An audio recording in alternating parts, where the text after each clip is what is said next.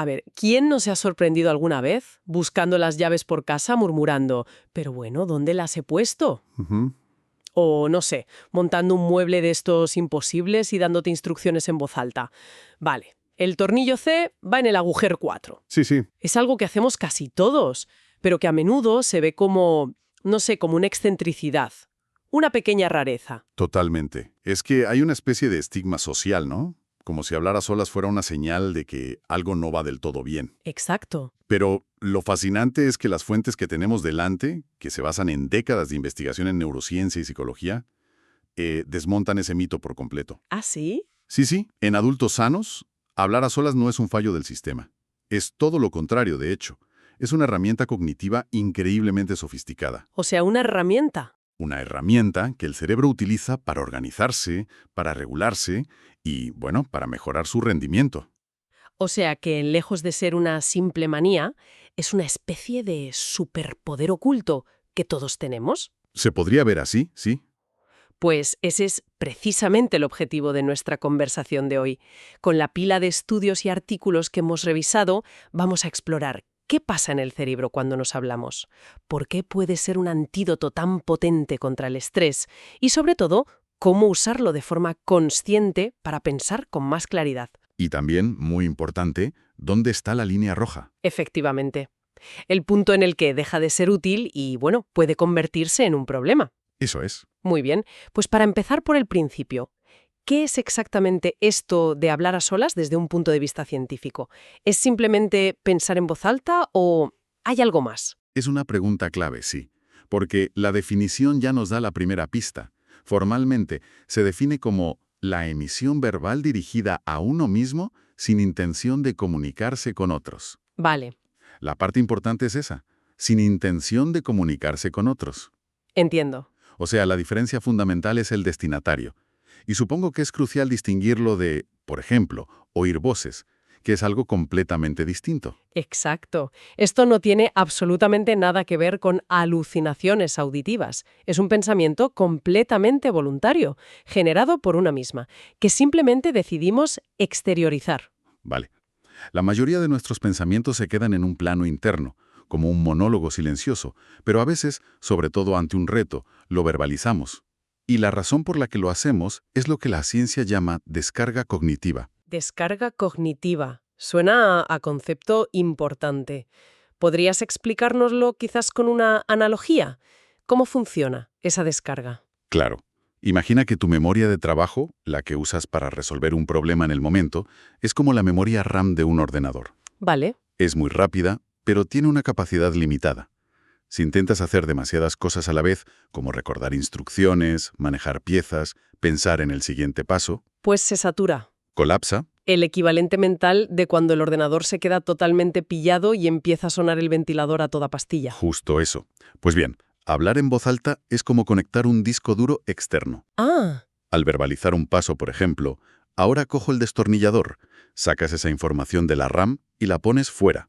La oyes, la procesas con otro sistema. ¿El auditivo? y así liberas espacio. Es literalmente pensar con menos carga mental. Vale. La idea de liberar espacio en el cerebro tiene todo el sentido del mundo, pero me cuesta un poco imaginar cómo sucede eso físicamente. ¿Qué está pasando ahí dentro para que algo tan simple como hablar en voz alta tenga ese efecto? ¿Tiene que ver con esa vocecilla interior que tenemos todas? Está totalmente conectado con esa voz interior, sí. Esa voz forma parte de un sistema que los neurocientíficos llaman el bucle fonológico, que usamos para pensar en silencio. Claro. Pero como decíamos, ese bucle se satura enseguida bajo presión. Y aquí es donde la neuroimagen funcional nos ha dado respuestas asombrosas. ¿Y qué se ve en los escáneres cerebrales? Pues se ve una redistribución del trabajo.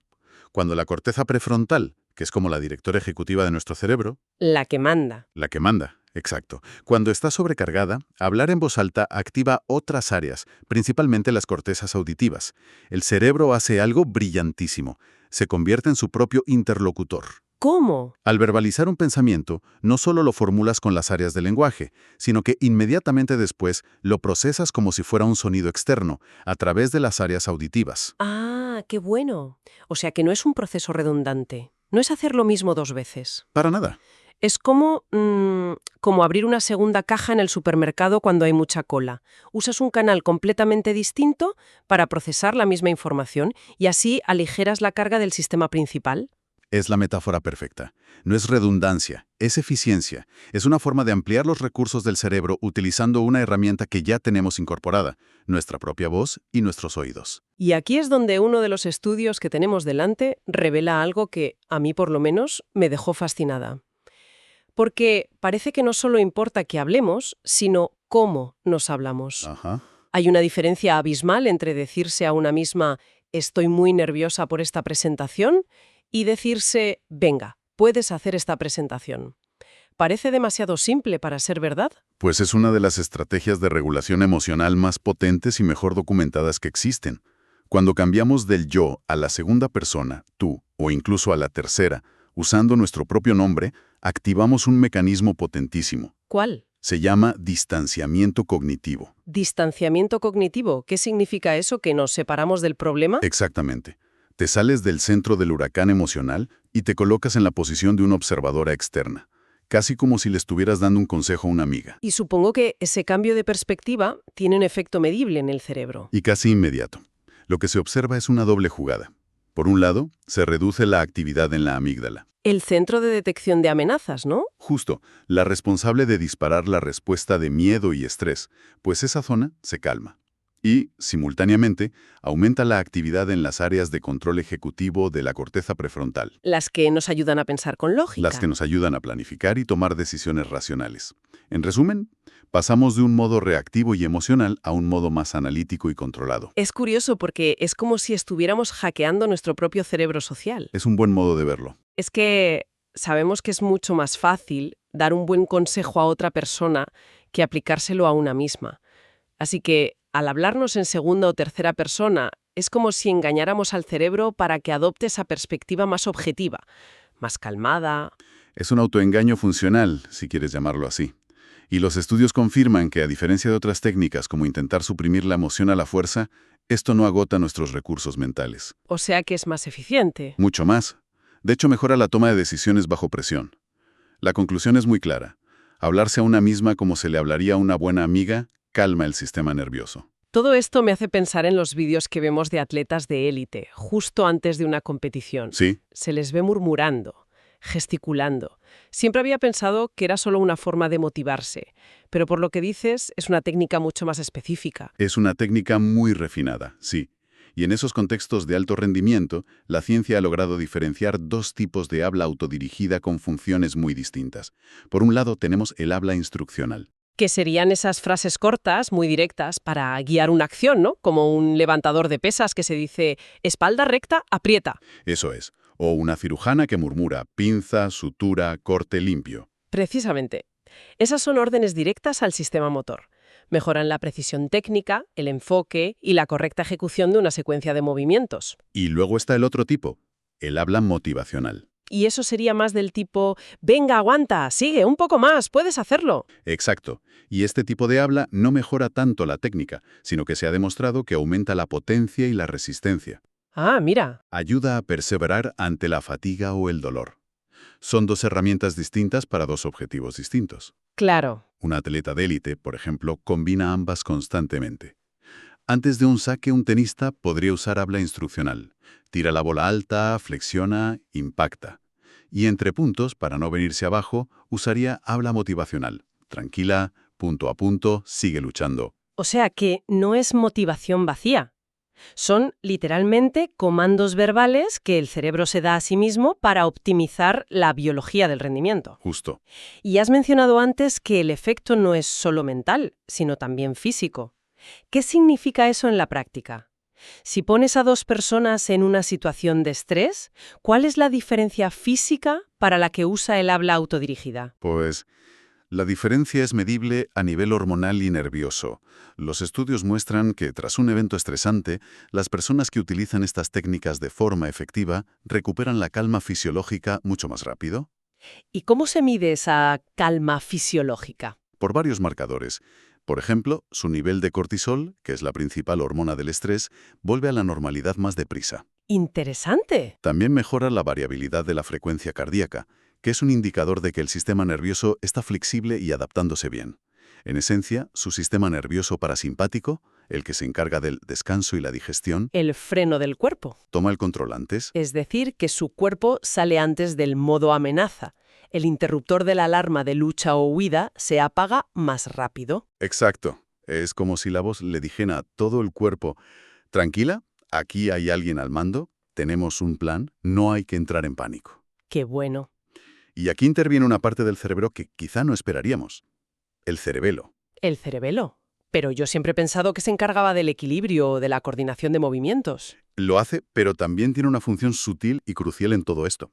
Cuando tú decides decir algo, el cerebelo genera una predicción del sonido que tu propia voz va a producir. Vale. Cuando efectivamente hablas y te escuchas, el sonido que llega a tus oídos coincide con esa predicción. ¿Y qué importancia tiene que coincida? Es una confirmación neurológica de que la acción es tuya, de que tú la has generado.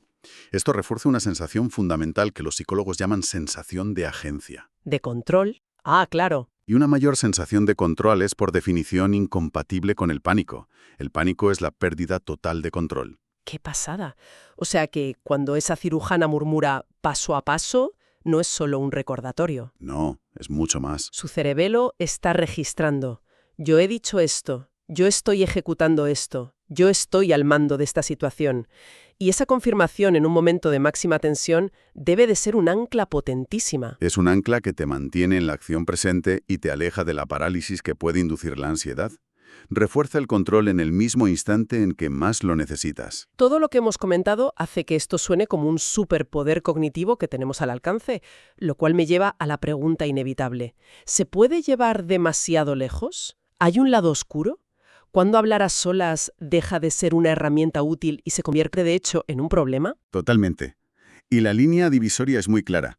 Tiene que ver con la intención y el control. El habla autodirigida es funcional y positiva cuando es consciente, voluntaria, y está orientada a un objetivo: concentrarme, calmarme, guiar mi acción. Como la piloto que repasa en voz alta la lista de comprobación antes de despegar. Es deliberado y tiene un propósito. Exactamente. Se vuelve problemática cuando pierde esas tres características, cuando deja de ser voluntaria y se convierte en un monólogo intrusivo, desorganizado, Ajá. y sobre todo, cuando está dominado por una autocrítica constante y repetitiva. Es lo que en psicología se conoce como rumiación verbal. O sea, cuando la voz deja de ser una herramienta que usas y se convierte en un disco rayado que te atormenta. Eso es. Un bucle de pensamientos negativos que, en lugar de ayudarte a salir del bache, cava el agujero más hondo. Precisamente. En ese caso, el habla no regula la emoción, sino que la amplifica. No es una herramienta para solucionar un problema. El habla se convierte en el problema en sí mismo, alimentando ciclos de ansiedad y depresión. Entiendo. La diferencia clave no está en el acto de hablar, sino en la calidad y la intención de ese diálogo. Queda clarísimo. Entonces, si tuviéramos que resumir las grandes ideas de todo lo que hemos explorado, la primera sería derribar el mito. Hablar a solas no es una rareza. Para nada. Es una tecnología cognitiva muy avanzada que la evolución nos ha dado para pensar mejor, para calmarnos y actuar con más eficacia. Sin duda. Y la segunda gran idea es que no es magia, es una habilidad que se puede entrenar. Las fuentes nos dan pautas muy claras, basadas en la evidencia. ¿Como las que hemos comentado? Exacto. Usar la segunda o tercera persona cuando el estrés apriete para crear distancia emocional. Usar frases cortas e instruccionales cuando necesitemos precisión en una tarea. Y sobre todo, aprender a hablarnos con la misma amabilidad y objetividad con la que le hablaríamos a un buen amigo. Por lo tanto, hablarse bien no es un autoengaño, ni un truco superficial de pensamiento positivo. ¿No? Es una forma de regulación emocional y cognitiva con una base neurológica sólida que, como cualquier habilidad, mejora con la práctica. Exactamente. La clave no es intentar silenciar esa voz interna, porque es prácticamente imposible y a menudo contraproducente. La clave es aprender a dirigirla, a modularla, porque como demuestra toda esta investigación, cuando conseguimos que nuestra voz interna se ponga de nuestro lado, el sistema entero, cognitivo, emocional y fisiológico, funciona infinitamente mejor. Lo que nos deja con una última reflexión. Si hemos visto que el diálogo interno, algo que considerábamos casi automático e incontrolable, es en realidad una habilidad que podemos entrenar de forma consciente para regular nuestras emociones y nuestro rendimiento, Esto plantea una pregunta más amplia y fascinante. ¿Qué otras funciones cerebrales que consideramos automáticas, como la gestión de la atención, la motivación intrínseca o incluso nuestra respuesta emocional ante el fracaso, podríamos también aprender a dirigir de forma deliberada si les aplicáramos las herramientas y el entrenamiento adecuados, de la misma manera que hemos aprendido que podemos dirigir nuestra propia voz?